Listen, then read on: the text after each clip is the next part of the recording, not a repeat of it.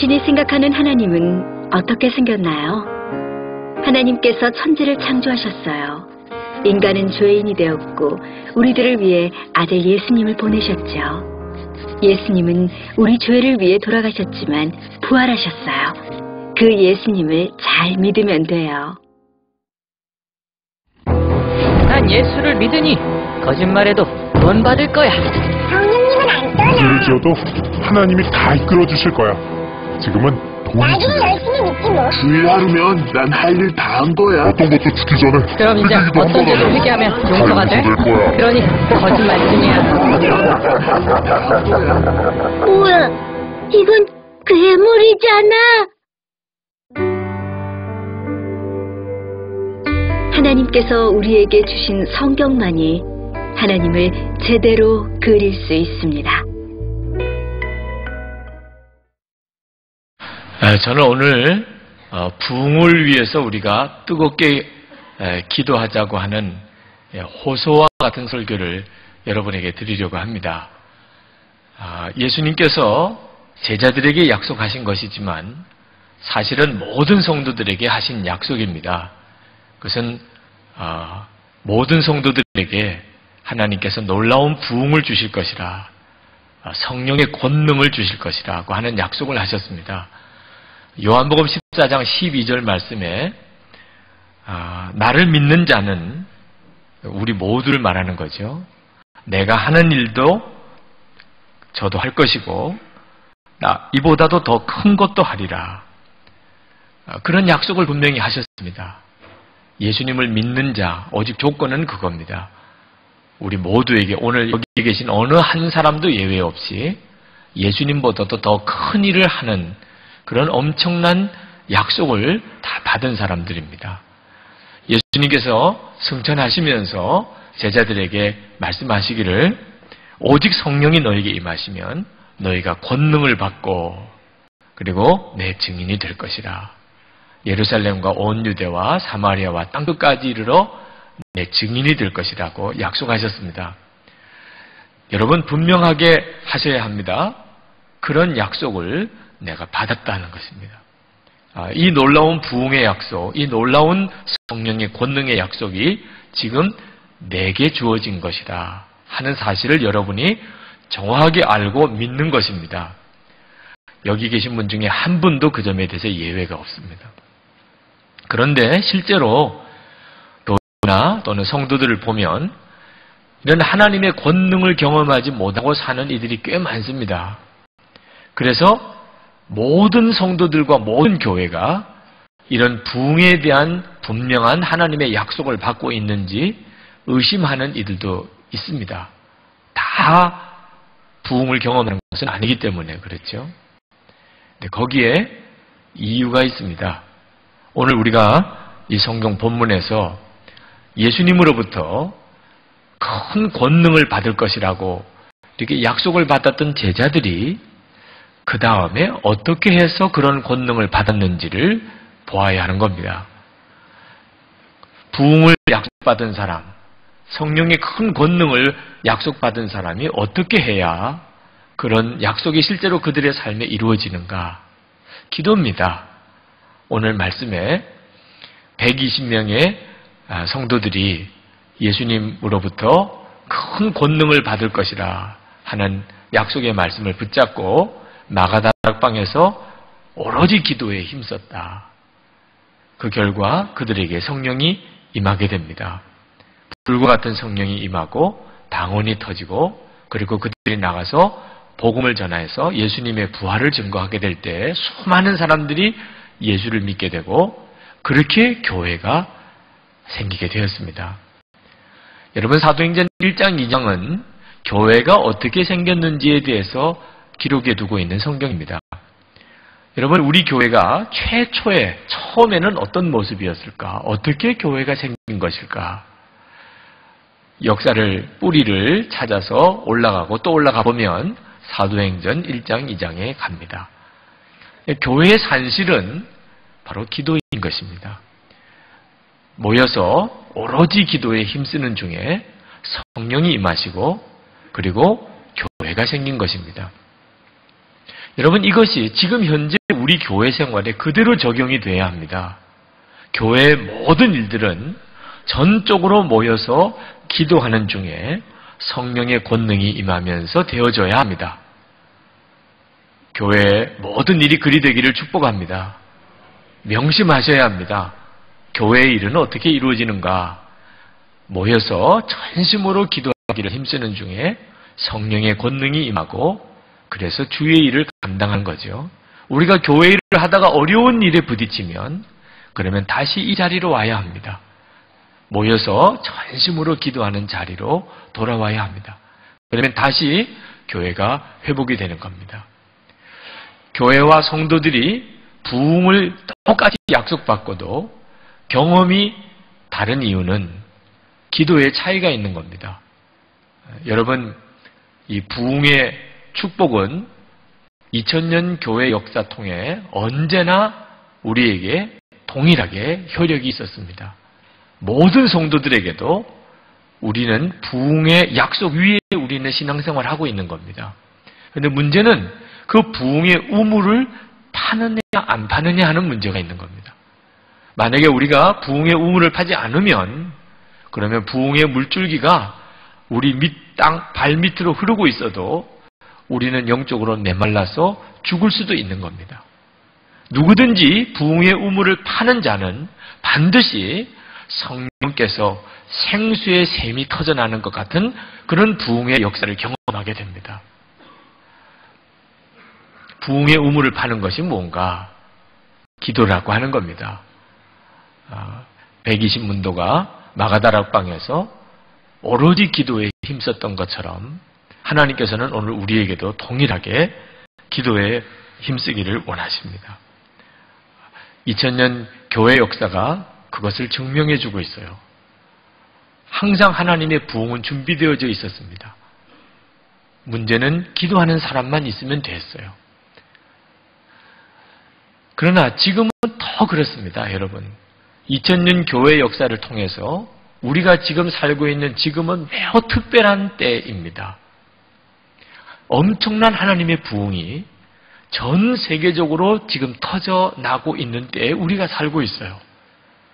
우리는 먹고 사는 문제가 다급하다고 생각해서 지금 내게 주어져 있는 그런 일들에만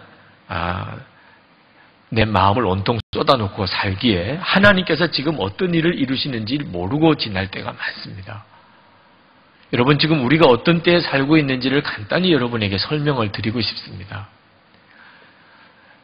기독교 역사를 대략 2000년으로 잡으면 지금부터 이전 100년이 지난 그 이전의 1900년보다 더 놀라운 부흥의 역사였어요. 1900년 동안 예수 믿은 사람보다 최근 100년 동안 예수 믿은 사람이 더 많다면 여러분 그걸 잘 이해하기 어려우실 겁니다. 실제로 그렇습니다. 최근 100년 동안 예수 믿는 사람들이 전 세계적으로 엄청나게 늘었어요. 1800년대까지 전 지구상에 예수 믿는 사람의 99%가 미국과 유럽 사람들이었습니다.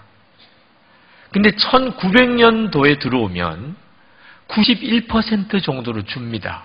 그러나 여전히 1900년 시작될 때 전 지구상의 91%가 미국과 유럽 사람이었어요. 근데 1960년이 되면서 수치가 급격하게 변합니다. 한 60년 동안 30%가 옮겨요. 미국과 유럽 서구 사람들이 70%, 나머지 30%는 그 외의 지역에 있는 사람들이 됩니다. 1980년이 되면 50대 50이 돼요. 여러분, 급격하게 예수 믿는 사람의 비율이 이 서구에서부터 전 세계로 퍼져가고 있다는 것을 느낄 수가 있지요. 1995년에는 27대 73으로 비율이 달라집니다. 2001년이 들어오면서 20대 80으로 바뀌어요. 지금은 이 지구상에 서구의 있는 그리스도인들의 비율은 20%밖에 안 돼요. 한 100년 동안 엄청나게 기독교인 분포가 바뀌어 버렸습니다. 그 말은 복음이 전 세계 모든 민족에게로 급격하게 퍼져가고 있었고, 그리고 전 세계 모든 지역에 하나님의 부흥이 일어났다는 이야기고, 지금은 더합니다. 1970년대만 해도 이 지구상의 공산국가에는 복음의 역사를 기대하기가 어려웠어요. 복음에 대해서 완전히 문이 닫혔습니다. 근데 30년이 지난 지금은 공산국가였던 나라들마다 다 복음의 역사가 얼마나 강하게 일어나고 있는지 모릅니다. 중국의 최근 30년 동안 사도행전에 기록된 그대로의 역사가 중국에 일어나고 있어요. 중국은 성경도 부족하고 예배당도 부족하고 신학훈련을 받은 목회자도 부족합니다. 전도자들이 마을마다 다니면서 예수님을 전하면 그 뒤에는 대책이 없어요. 예수를 전해서 한 마을에 한 5명 정도 예수를 믿었습니다. 그러나 그 마을에서만 복음을 전할 수가 없기 때문에 전도자가 이제 다른 마을로 떠나는데 이 예수 믿은 5사람을 돌봐줄 사람이 없습니다. 그러면 이 전도자는 그냥 오직 성령 하나님께 여러분들을 부탁합니다. 성령 하나님께서 여러분들을 친히 인도해 주시기를 바랍니다. 그렇게 기도하고는 떠나는 거예요. 그런데 그 5명의 교인이 50명이 되고 500명이 되고 5,000명이 된다면 여러분 이런 현실을 어떻게 설명해야 합니까? 성령님께서 역사하시는 거죠. 우리 대한민국이 지금 현재 세계의 제2번째 선교 대국이 되어 있습니다. 선교사님을 많이 보내는 나라예요. 지난 아프가니스탄 사태 때 한국 교회는 대단히 어려운 때를 보냈지만 그 사태를 통해서 전 세계에 한국이 선교의 대국이라는 사실이 다 알려졌어요. 지금 한국 선교사님들이 전 세계로 나가 있습니다.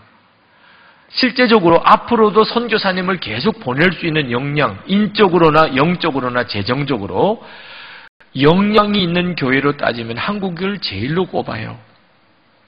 40년 전까지만 해도 저희 부친이 목회하실 때만 해도 선교사님들의 도움이 없이는 한국 교회가 제대로 서기도 어려웠었습니다. 그런데 20년 전쯤에는 한국에서 선교사님들이 전 세계로 나가기 시작했고 지금은 세계에서 2번째 선교사님을 많이 보내는 나라, 가장 선교사를 많이 보낼 잠재력이 있는 나라로 한국이 바뀌었어요. 성령님의 역사가 아니면 설명할 방법이 없는 거죠. 여러분 요엘서를 보면 거기에 요엘서 2장에 만민에게 성령을 부어주실 것이라는 예언이 나옵니다.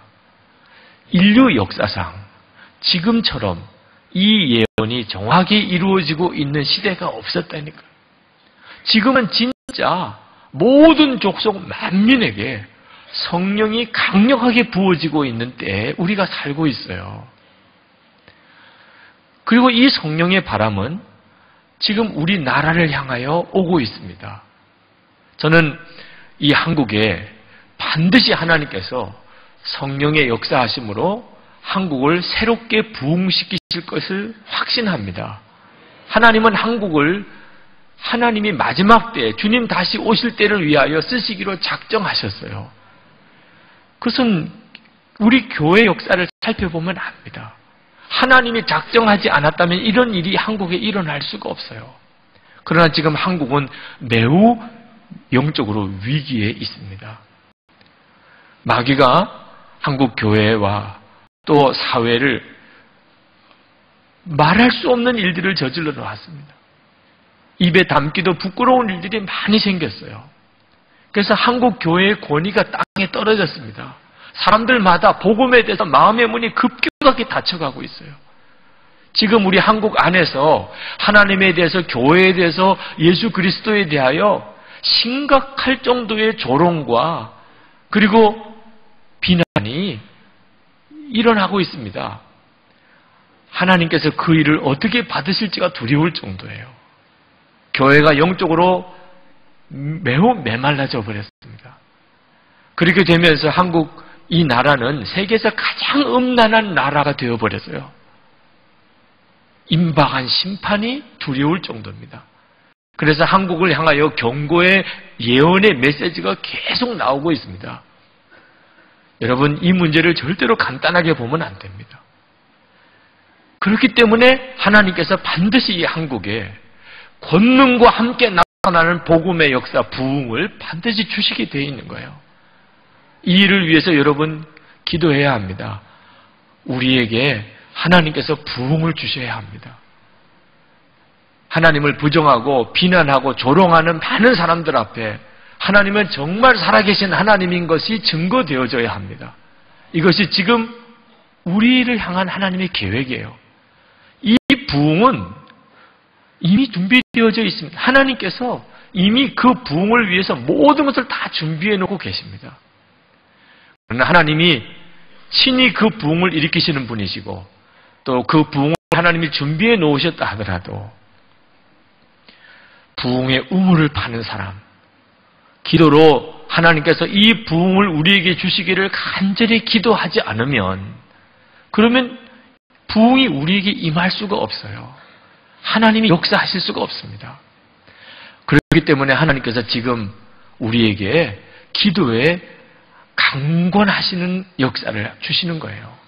지금 기도자를 일으키십니다. 모든 성도들을 기도의 자리로 몰아가시고 계세요. 지금 우리는 대단히 어려운 처지에 빠져 있습니다.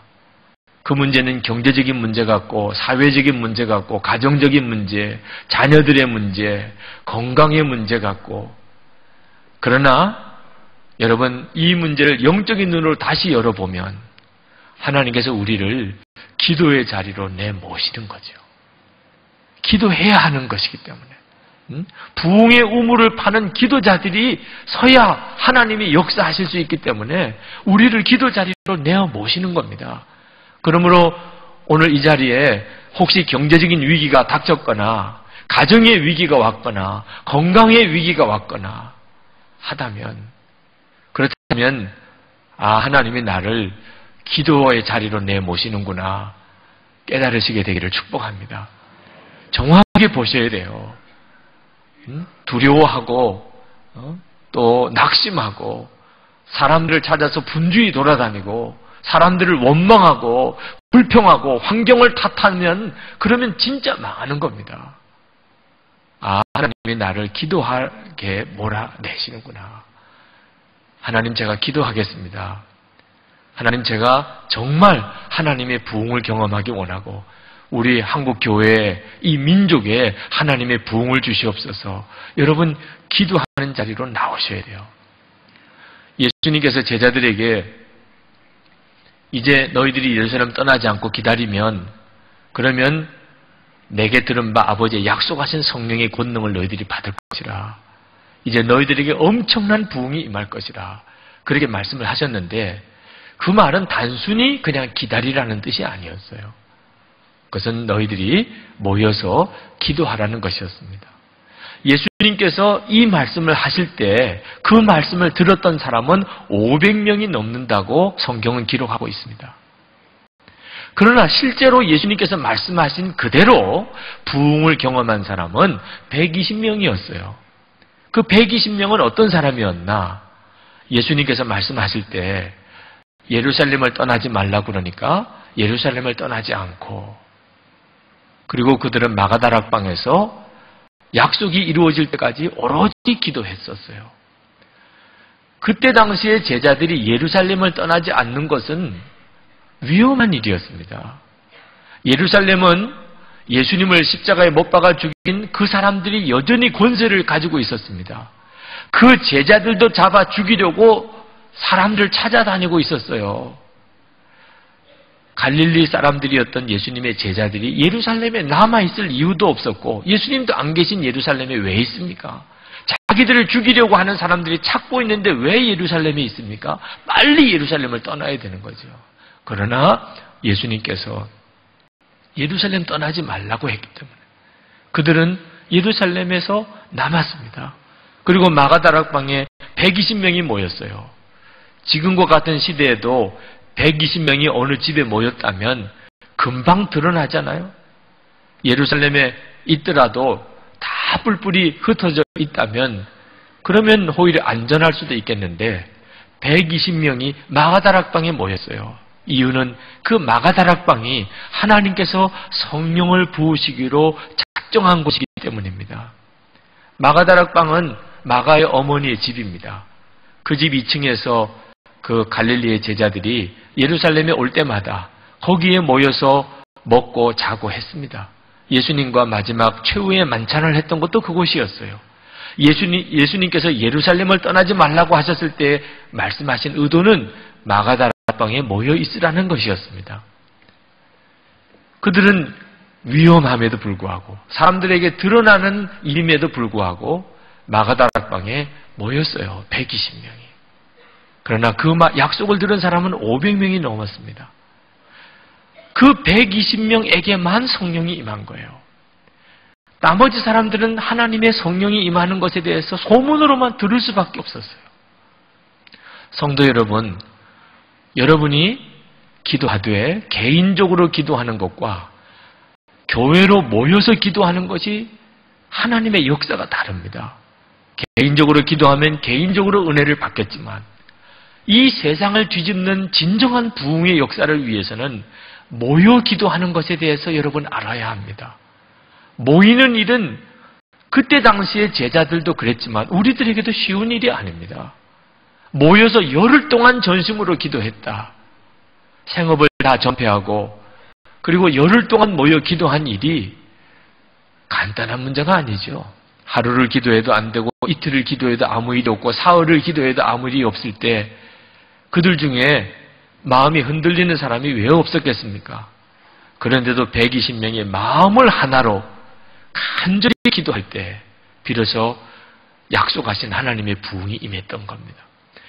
지금 우리에게도 똑같습니다. 성도 여러분, 기도하는 자리에 모여야 합니다. 나라가 걱정이 되고 한국 교회에 대해서 안타까울수록 정말 모여 기도해야 돼요. 하나님은 반드시 한국의 영적인 분위기를 바꾸십니다.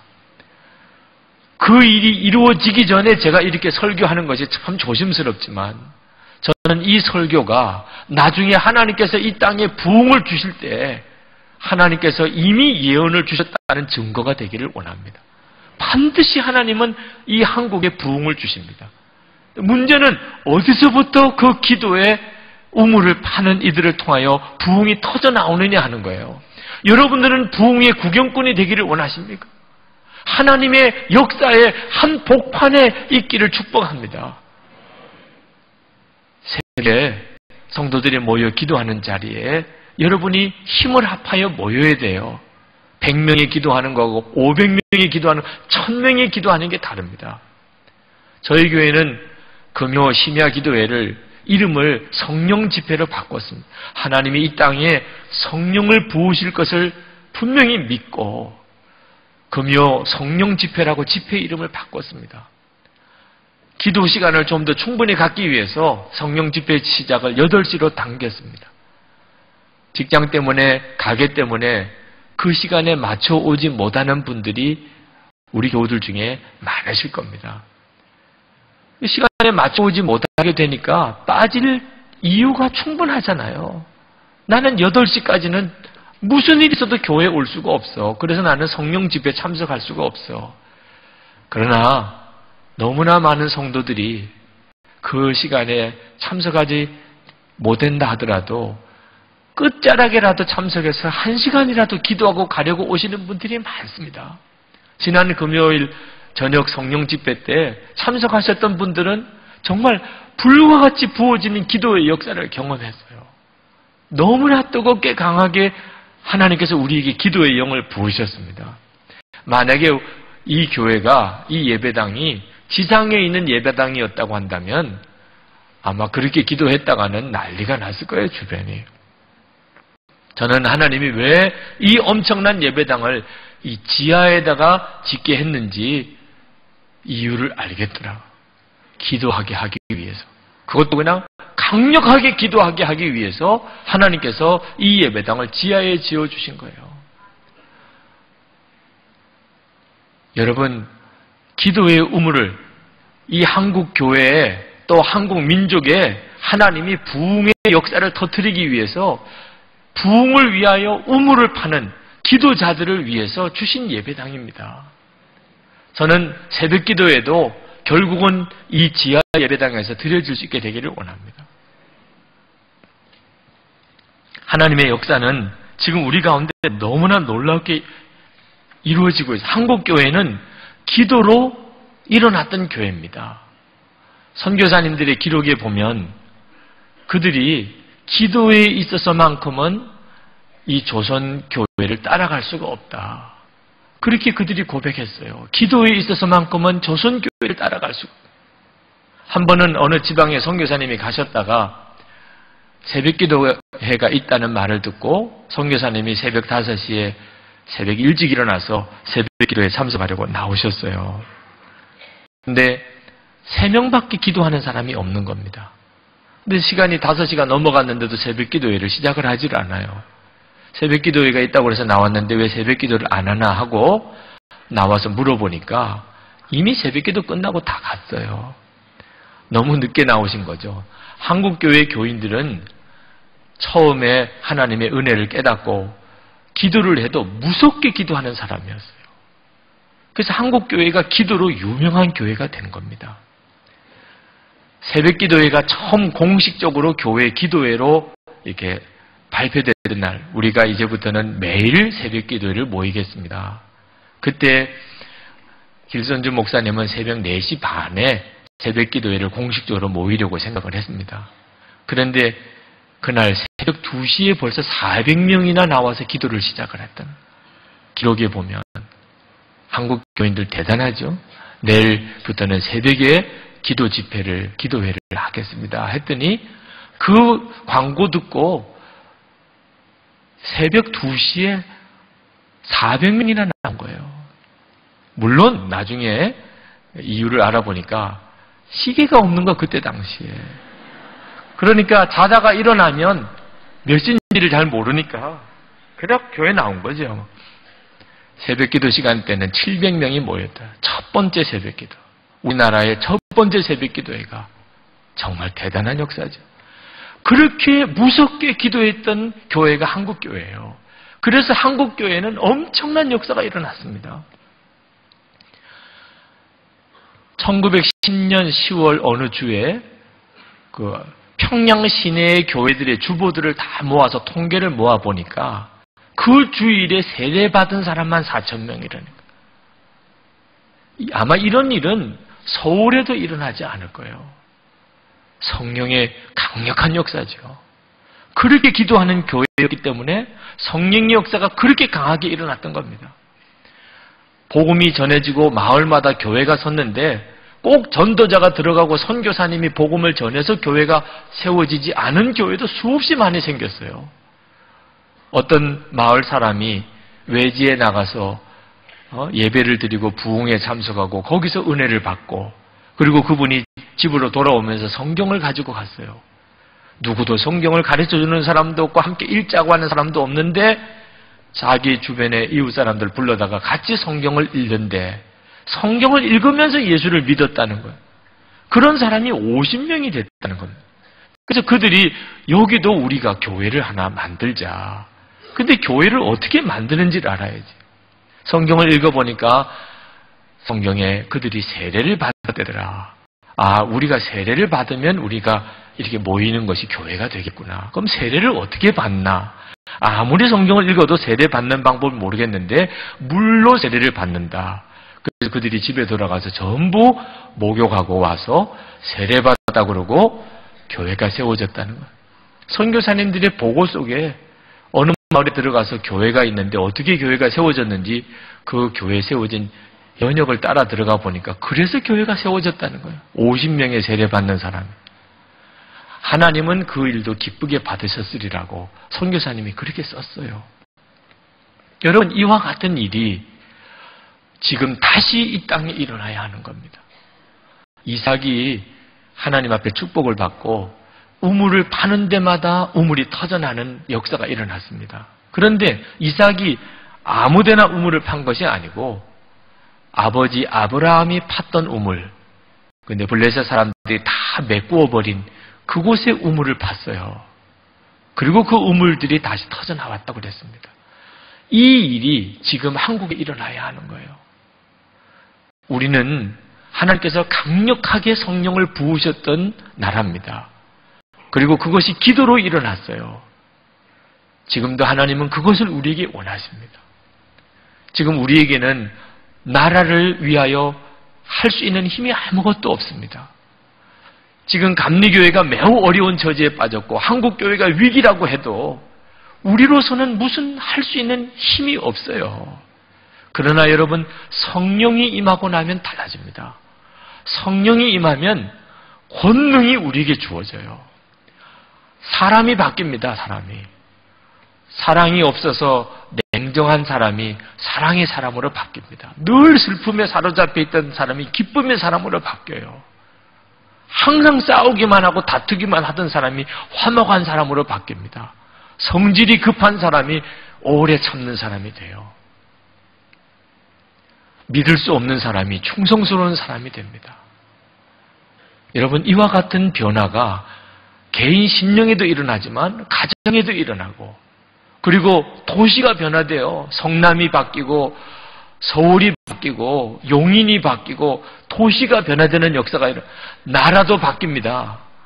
유럽은 지금 세계에서 가장 문명화된 국가라고 하지만 그들이 기독교 복음이 들어가기 전에는 야만족이라는 소리를 들었습니다. 처음에 복음이 영국에 전해질 때는 이 민족에게는 도무지 복음을 전할 수가 없다고 하는 보고를 당시의 복음 전도자들이 바티칸에 보고서를 썼을 정도예요. 하나님의 부흥은 나라와 민족의 운명도 바꿉니다. 통일 어떻게 할 건가? 사실 생각해보면 걱정밖에 안 되고, 통일의 물꼬가 터져도 과연 감당할 수 있겠나 싶지만 성령의 권능이 임하면 된다니까요. 하나님은 반드시 그 일을 이루어내십니다. 1906년에 미국의 LA의 아주사 거리에 성령의 역사가 나타나기 시작했습니다. 이것은 미국 영적인 흐름을 완전히 바꿔놓았어요. 그때 당시에 미국 교회는 서서히 영적으로 메말라가고 있었습니다. 유럽 교회처럼 되어가고 있었어요. 유럽은 지금 예배당은 크지만 사람들이 없어요. 그처럼 미국 교회도 그럴 위기에 빠졌었습니다. 그때 하나님이 1906년에 강력한 성령을 부어주셨습니다. 유럽도 하나님께서 성령을 부어주시려고 했어요. 20세기 초에 웨일즈와 스칸디나비아 반도 일대에 성령의 강한 부흥이 일어났습니다. 그리고 이 성령의 역사가 유럽의 중심인 독일 교회로 들어오려고 했습니다. 그런데 참 안타깝게도 당시에 독일 교회 지도자들이 우리는 성령과 관련된 역사에 대해서는 단호하게 거부한다 하고 성령의 역사에 대해서 아주 부정적인 결정을 내렸습니다. 그러므로 독일 교회 마음의 문이 닫혔기 때문에 성령님께서는 독일 교회 안에 역사하실 수가 없었어요. 결과가 어떻게 됐습니까? 교회는 통통 비게 되고, 그리고 자율주의 신학이 독일에서부터 나와서 전 세계 기독교를 어렵게 만들었어요. 뿐만 아니고 1930년 나치 독일이 일어날 때, 그때 독일 교회는 알았어요. 이것이 악령의 역사라는 걸 알았어요. 그렇지만 싸울 힘이 없었습니다.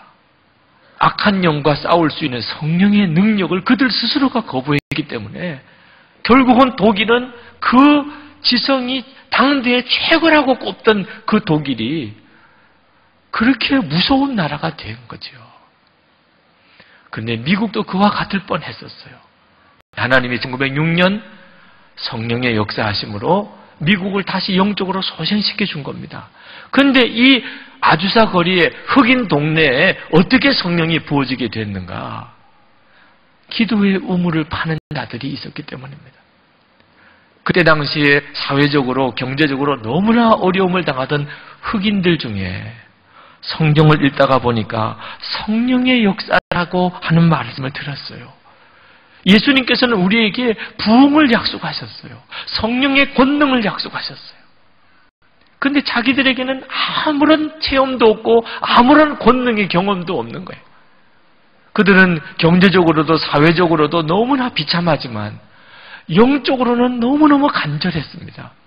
그래서 그들을 중심으로 하나님께 간절한 기도가 올려지기 시작했어요. 하나님, 이 성령의 역사를 우리가 갈망합니다. 우리에게 성령을 부어주시기 원합니다. 아주사 거리라는 책을 쓴 프랭크 비틀맨은 당시의 일을 이렇게 기록했습니다. 나는 주님께서 부흥을 주시도록 간구하였던 우리의 기도가 응답되었음을 보았다. 그렇게 썼어요.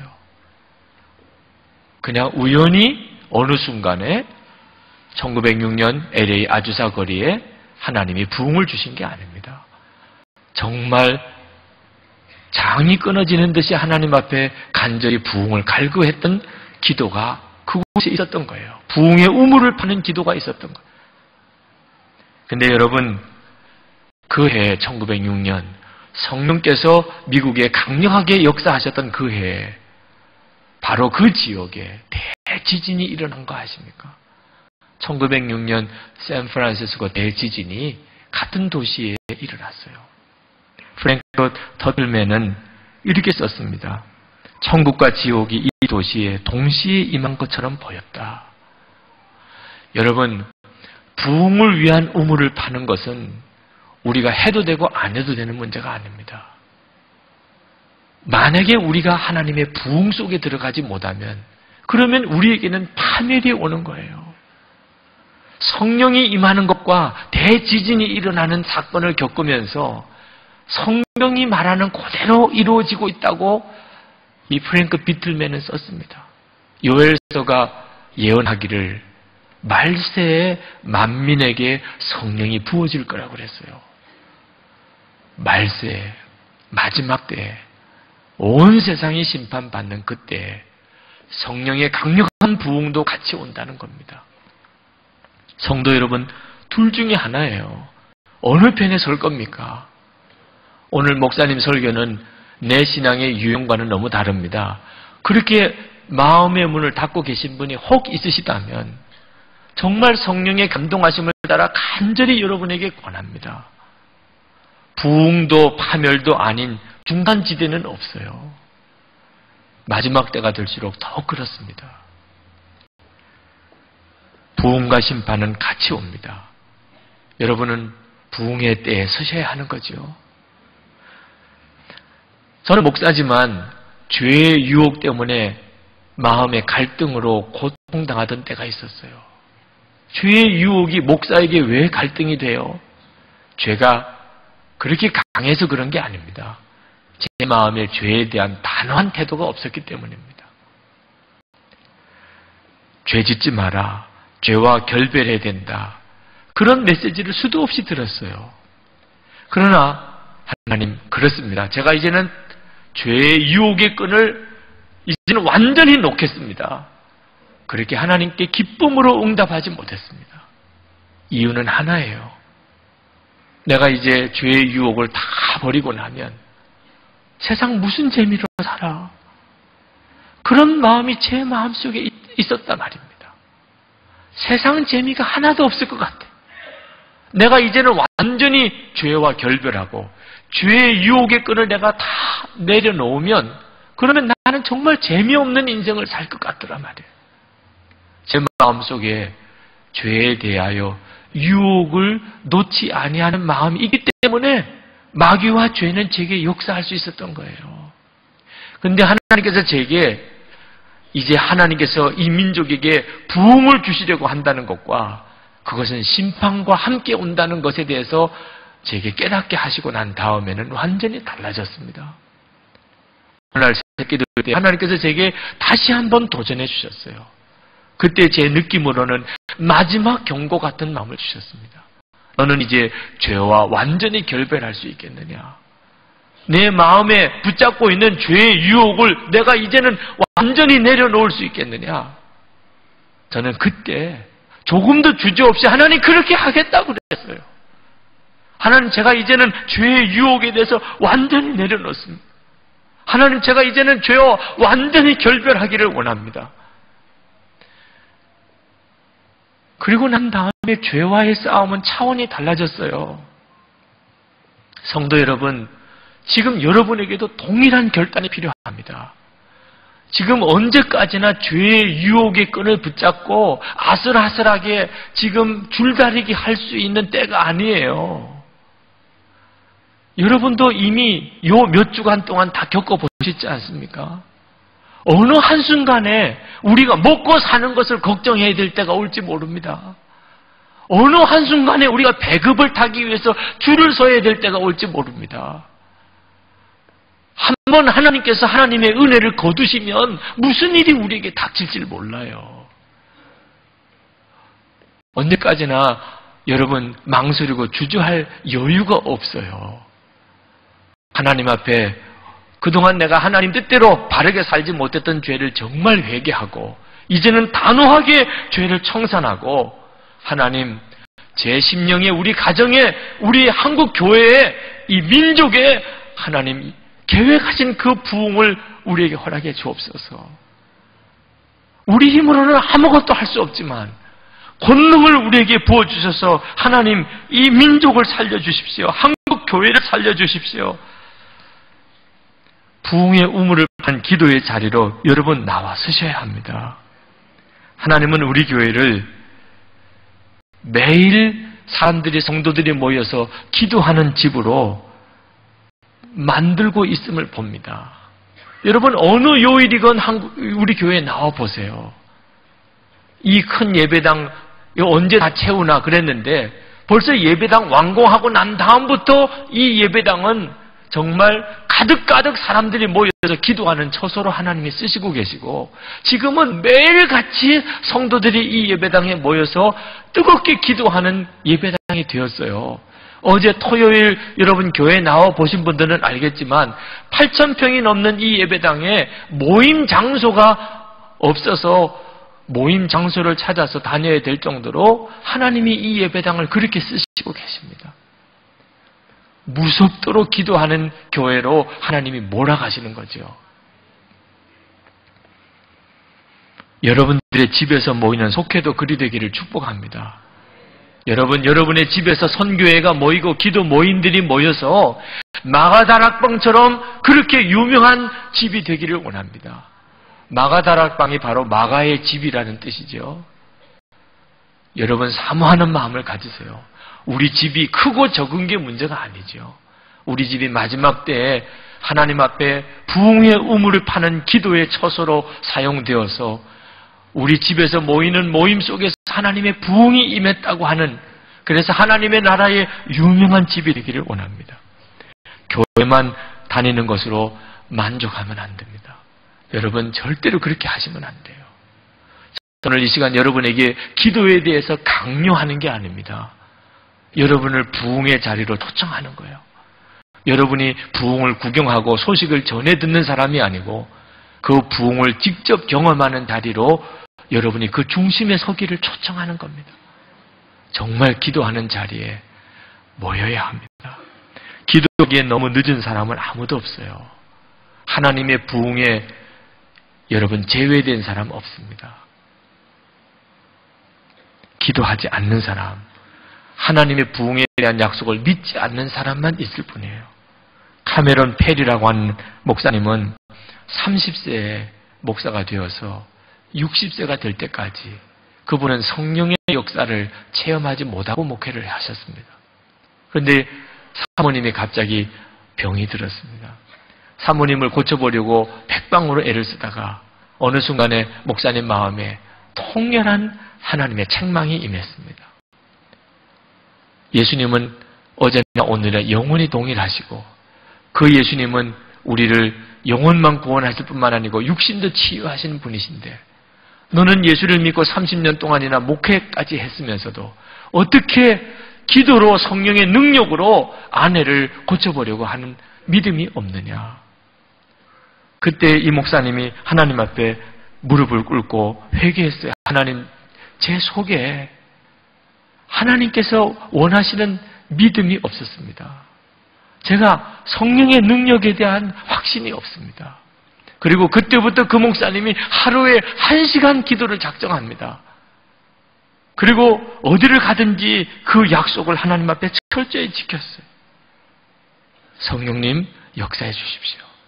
저에게도 성령의 권능을 부어주셔서 제가 그것을 체험하게 해주십시오. 4년 지나서 어느 날 기도 자리에 강력한 성령의 임재를 그 목사님이 체험하고 그리고는 유명한 신유의 은사자가 되셨어요. 그 목사님이 기쁨이 충만해서 이렇게 간증을 했습니다.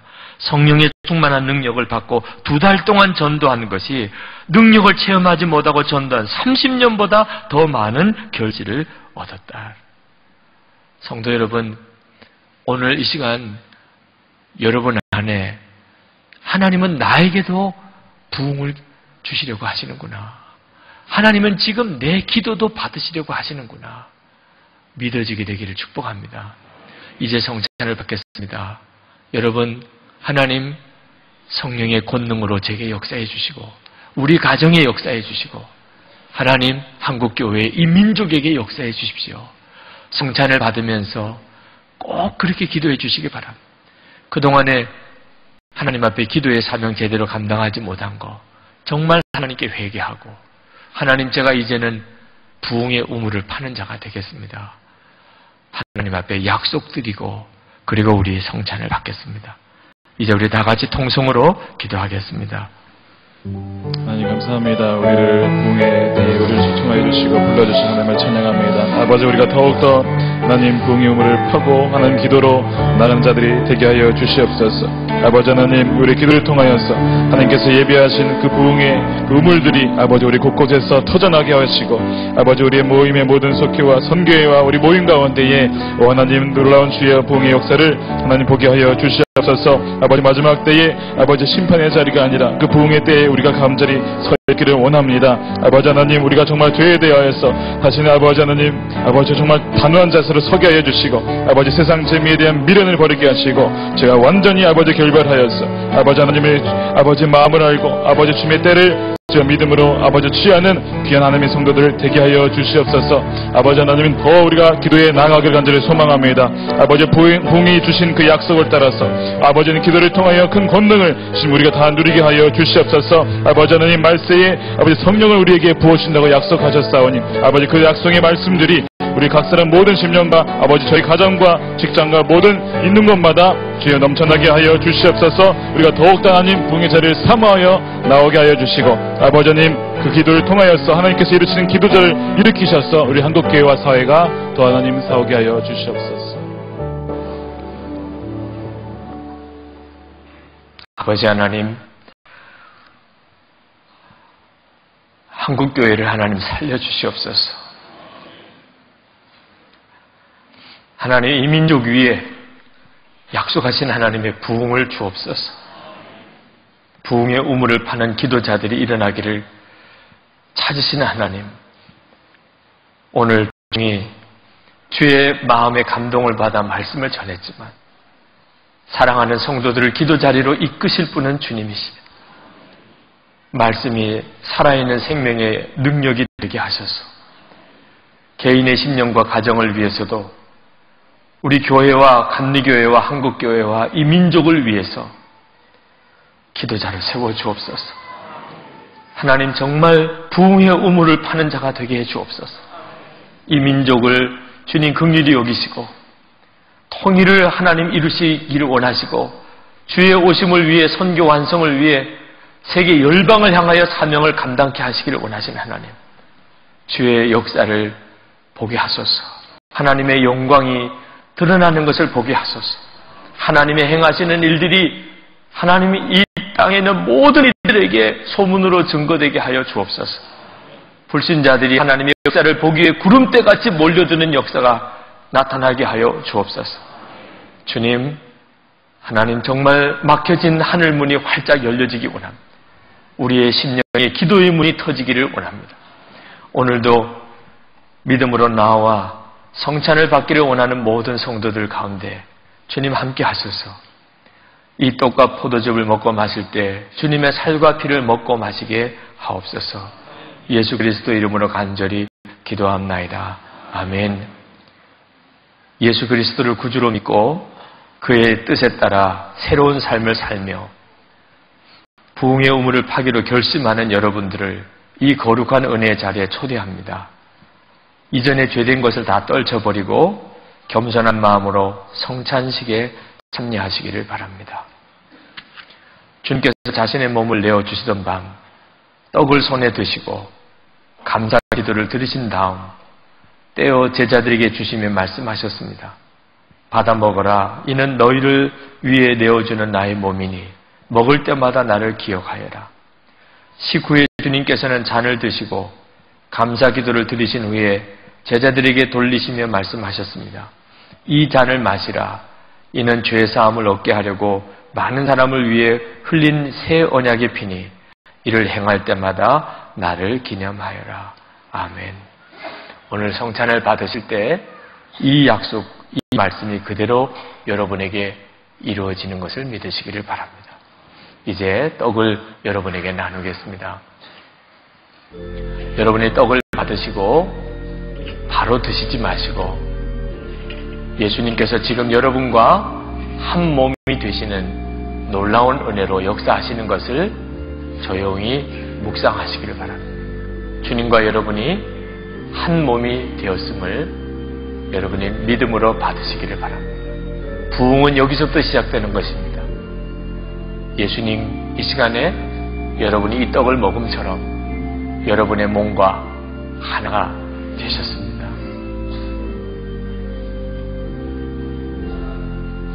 여러분을 위해 주신 우리 주 예수 그리스도의 몸이 여러분을 영생에 이르도록 보호해 주십니다. 그리스도께서 여러분을 위해 죽으셨음을 기억하면서 믿음과 감사로 이 떡을 받으시기를 바랍니다. 나는 하늘에서 내려온 살아있는 떡이니 사람이 이 떡을 먹으면 영생하리라. 내가 줄 떡은 그 세상의 생명을 위한 내 살이니라 하시니라.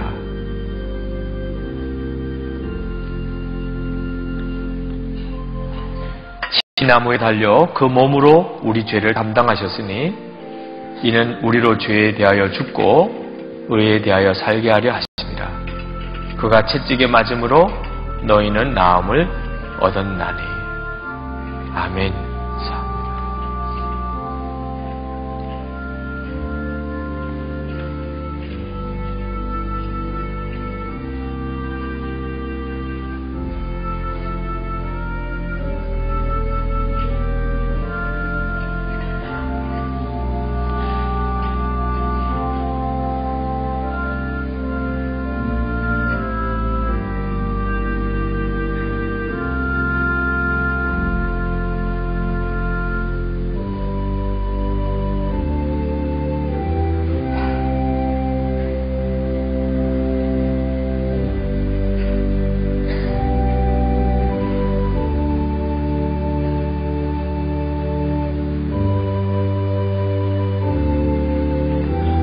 예수님은 그 이름이 임마누엘이십니다. 우리와 함께 하신 하나님. 여러분이 이 성찬떡을 드실 때 그 놀라운 은혜와 축복이 여러분 가운데 충만함을 믿습니다. 다 같이 떡을 드시겠습니다.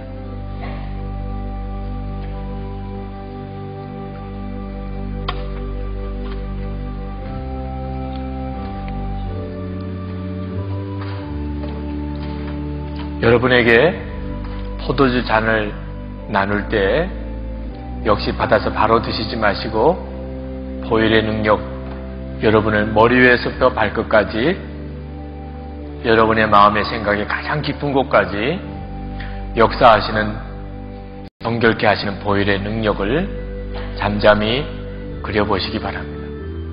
이 시간 십자가의 은혜, 보혈의 능력이 여러분을 덮습니다.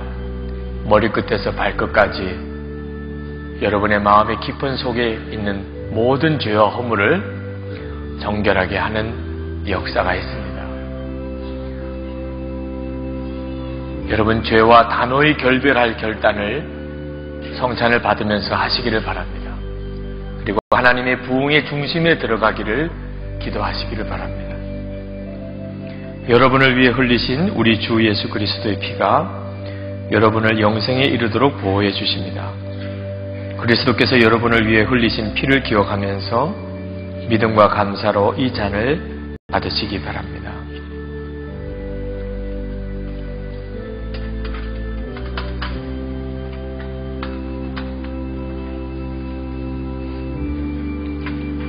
우리가 축복하는 바 축복의 잔은 그리스도의 피에 참여함이 아니며 우리가 떼는 떡은 그리스도의 몸에 참여함이 아니냐. 떡이 하나요 많은 우리가 한 몸이니 이는 우리가 다 한 떡에 참여함이라.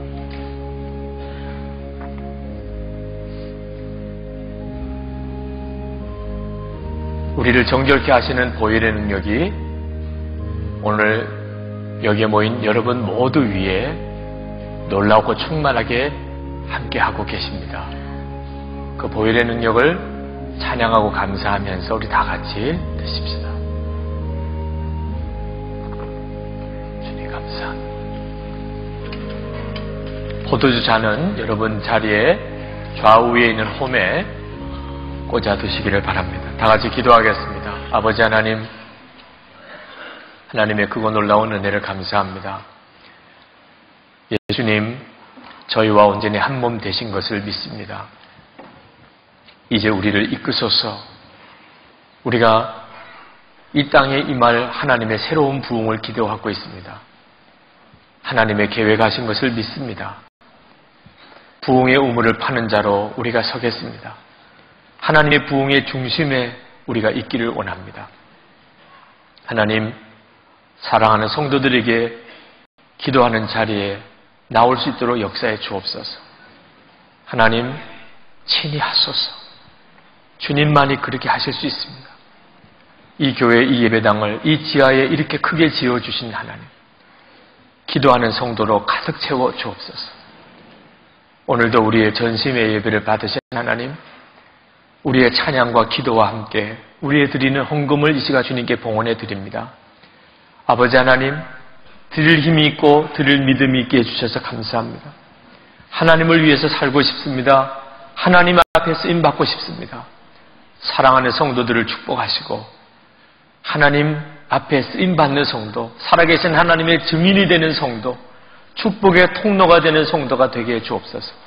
저들의 심령과 육신을 치료하시고 가정과 자녀를 축복하시고 기업의 복을 더하시고 사명 위에 성령의 기름 부음을 더하셔서 역사하소서. 강하게 쓰소서. 주님, 오늘도 전심으로 주님을 찬양하고 돌아가는 성도들을 주님의 손에 온전히 맡겨드립니다. 예수 그리스도의 이름으로 간절히 축복하며 기도합나이다. 아멘.